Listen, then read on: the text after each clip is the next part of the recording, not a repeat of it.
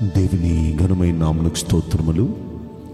ఈ వాగ్దానం వింటున్న మీకందరికీ మన ప్రభువును ప్రియ రక్షకుడైన యేసుక్రీస్తు నామములో శుభములు, మా హృదయపూర్వకమైన వందనములు తెలియచేస్తున్నాం. ఈరోజు దేవుని వాగ్దానం ద్వితీయోపదేశకాండం 28వ అధ్యాయము 11వ వచనం. యెహోవా నీకు సమృద్ధిగా మేలు కలుగజేయును. ఈ వాగ్దానం వింటున్న మనందరి వెనుకడిలో మంచి దేవుడు నెరవేర్చునుగాక. ఆమేన్. ఈ వాగ్దానం వింటున్న ప్రియ దేవుని బిడ్డలారా, మన దేవుడు ఈరోజు మనకిస్తున్న ఈ మంచి వాగ్దానం చూడండి. మన దేవుడైన యెహోవా మనకు సమృద్ధిగా మేలు కలుగు చేస్తానంటున్నారు. ఆయన మనకు మేలు, మామూలుగా ఆయన మేలు కలుగు చేస్తేనే చాలా బాగుంటుంది. కానీ రానున్న దినాల్లో సమృద్ధిగా అంటే ఎలాగా?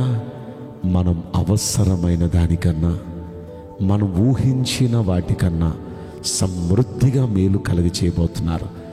మన దేవుడు చేసే కార్యాలన్నీ పొంగి పొర్లేటట్లు, లేకపోతే విస్తారంగా అనే మాట మనం చూస్తాం. అప్పటి వరకు పేతురుకి ఒక్క చేప కూడా దొరకలేదు. రాత్రంతా ప్రయాసపడ్డాడు. దేవుని మాట ప్రకారం చేయటం ఆరంభించాడు. పేతురుకి ఎంతగా ఇచ్చాడంటే విస్తారంగా చేపలు పట్టేటట్టు, విస్తారంగా.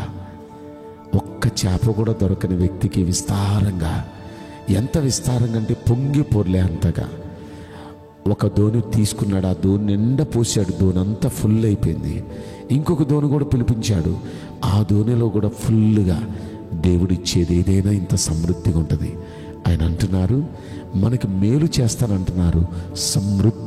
సమృద్ధిగా వింటున్న మనందరికీ దేవుడు అలా మేలు చేయనుగాక. అయితే అలా చేయాలంటే మనం చేయాల్సిన పని ఏంటి? ఈ 28వ అధ్యాయంలో మొదటి వచనంలో రాయబడి ఉంది, నీవు నీ దేవుడైన యెహోవా మాట శ్రద్ధగా వినాలి. దేవుని మాటను మనం శ్రద్ధగా వినేవారిగా ఉండాలి.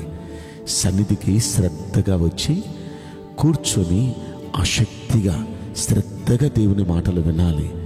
అలా వినేవారికి సమృద్ధిగా దేవుడు మేలు కలుగజేస్తారు. ఏమంటే, రెండవది, శ్రద్ధగా వింటే సరిపోతుందా? విన్న మాటల్ని అనుసరించి నడవాలి. అనేక సార్లు వింటామే కానీ అనుసరించడానికి మాత్రం మనసు ఒప్పదు. అనుసరించి నడవటానికి అంతగా ఇష్టపడం.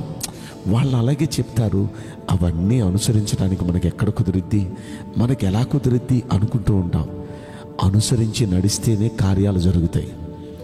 అనుసరించి నడిస్తేనే సమృద్ధిగా మేలు కలుగుతుంది. పేతురు గురించి మనం ఆలోచిస్తే, పేతురుని లూకా శుభవార్త 5వ అధ్యాయంలో మనం 5వ వచనంలో చూస్తాం. ఆయన అంటాడు, అయ్యా, రాత్రంతా ప్రయాసపడ్డాను కానీ నాకేమీ దొరకలేదు, అయినా నీ మాట చొప్పున నేను చేస్తాను అన్నాడు. చేస్తాను అంటే జరిగిపోలేదు. వారు అలాగూ చేసి విస్తారమైన చేపలు పట్టారనే మాట మనం చూస్తాం. అంటే అనేక సార్లు మనం చేస్తాం అనుకుంటాం కానీ చేయం. మనం చేయక దేవుని వాగ్దానాన్ని మనం పొందలేం, దేవుని ఆశీర్వాదాలు పొందలేం. అలా చేస్తేనే దైవ ఆశీర్వాదం మనం పొందగలుగుతాం. కాబట్టి ఈరోజు ఈ వాగ్దానం వింటున్న ప్రియ దేవుని బిడ్డలారా, మన దేవునికి మన మీద మంచి అభిప్రాయం కలిగింది. ఎందుకంటే మనకి ఈరోజు ఆయన ఇస్తున్న వాగ్దానం సమృద్ధిగా మేలు కలుగజేస్తానన్నారు. అయితే ఆయన అలా కలుగు చేయాలంటే 2 పనులు మనం చేస్తే చాలు. సన్నిధికి వచ్చి ఆసక్తిగా శ్రద్ధగా దేవుని మాటలు మనం వినాలి.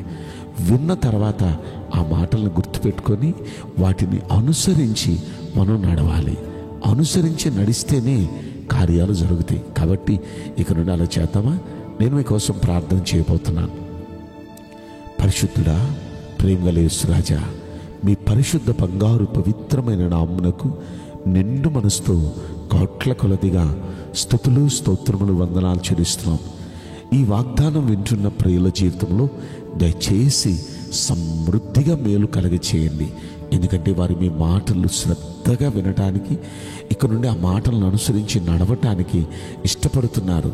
దయచేసి మీరు అనుగ్రహించమని ఈ కొద్ది మనవులు నజరుడైన యేసుక్రీస్తు ప్రశస్తమైన నామములో ప్రార్థించి బ్రతిమలాడి వేడుకుంటున్నాం ప్రియ పరలోక తండ్రి. Amen. May God bless you all. Thank you.